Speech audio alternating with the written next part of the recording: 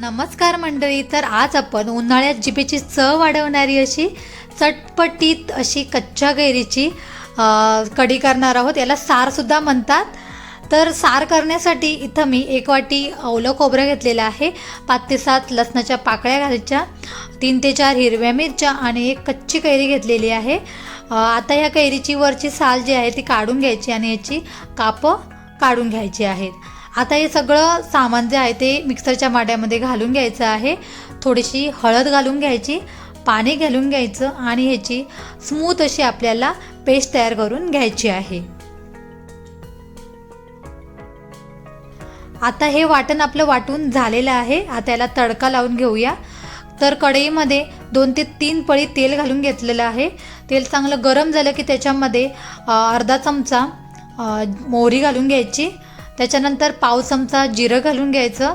आता जिरं आणि मोहरी चांगली अशी तळतळली तेलामध्ये की याच्यामध्ये इथं मी 8 ते 10 लसणाच्या पाकळ्या घेतलेल्या आहेत.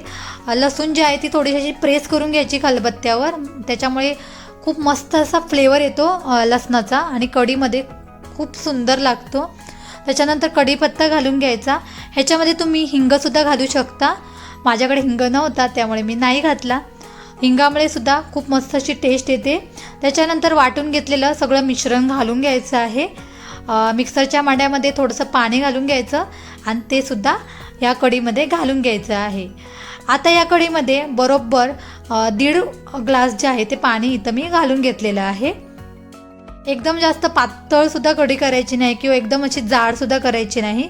1 ते 1.5 ग्लास पाणी परफेक्ट होतं. बघू शकता मस्त असं व्यवस्थित मिक्स करून घ्यायचं.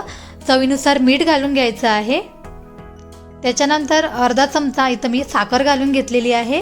साखर घातल्यामुळे ना ह्या कढीची टेस्ट जी आहे किंवा चव जी आहे ती बॅलन्स व्हायला मदत होते. म्हणजे ते कसं तर तुम्ही जी कैरी वापरलेली आहे कढीमध्ये ती समजा खूप अशी आंबट वगैरे असेल तर खूप आंबट अशी कढी होणार. थोडीशी साखर घातली ना की चव बॅलन्स व्हायला मदत होते. जास्त अशी आंबट वगैरे असं होत नाही. चवीला खूप सुंदर लागते. त्यामुळे आवर्जून मी सांगते की थोडीशी साखर टाका. तर बघू शकता मस्त अशी उकळीसुद्धा आलेली आहे. बारीक चिरलेली कोथिंबीर घालून घ्यायची. टेस्ट करून बघायची आहे कढी. म्हणजे मीठ वगैरे कमी पडलं असेल तर ते सुद्धा ॲड करायचं. आणि मस्त अशी इथं आपली कढी रेडी झालेली आहे. अगदी उन्हाळ्यात आपल्याला रोज मसाल्याचं खाऊनसुद्धा खूप कंटाळा येतो. तर हा बेस्ट ऑप्शन आहे आणि झटकेपट होणार आहे. तर बघू शकता मी इथं मस्त गरमागरम भात घेतलेला आहे आणि त्याच्यावर मस्त अशी कढी घालून घ्यायची आणि मी जेवण करून घेते. आणि तुम्हीसुद्धा तुमच्या घरी नक्की ट्राय करा ही चटकदार अशी कच्च्या कैरीची कढी. तर तुम्हाला ही रेसिपी कशी वाटली मला नक्की सांगा.